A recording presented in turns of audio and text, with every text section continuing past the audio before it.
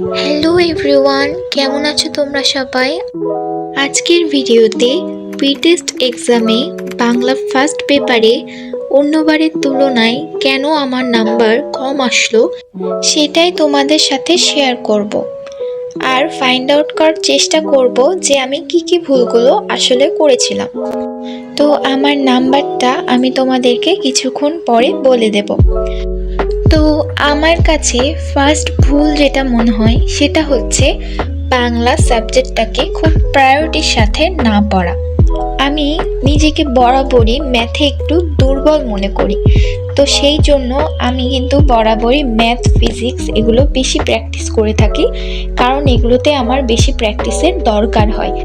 আর যেহেতু বাংলা এই সাবজেক্টটাতে আমি বরাবরই একটা ভালো নাম্বার পেয়ে থাকি, তো আমি এটাকে খুব বেশি ইম্পর্টেন্ট দিয়ে পড়িনি।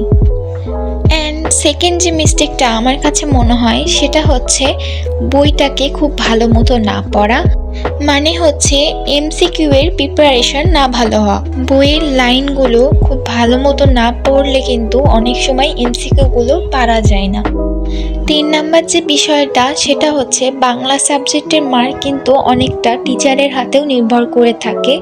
তো যেহেতু রিটেন মার্কটা টিচারের হাতেই বেশি নির্ভর করে থাকে, অবশ্যই আমাদেরকেও ভালো করে লিখতে হবে, কিন্তু মার্কটা যেহেতু টিচারদের হাতেই থাকছে, তাই আমার কাছে মনে হয় এমসিকিউতে কিন্তু ভালো মার্ক তোলাটা অনেক জরুরি।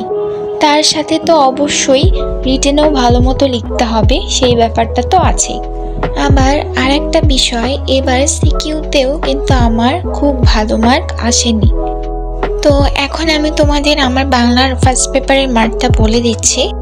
তো বাংলায় আমার নাম্বার ছিল 84, যার মধ্যে সিকিউ হলো 60 অ্যান্ড এমসিকিউতে 24।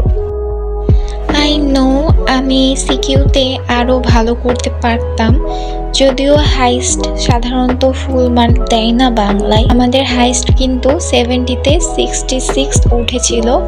তো আমি কিন্তু সিকিউতেও চাইলে আর একটু বেটার করতে পারতাম। তো যাই হোক, আজকের ভিডিওটা এই পর্যন্তই। সবাই চ্যানেলটাকে সাবস্ক্রাইব করে দিও। আজকের মতো বাই বাই।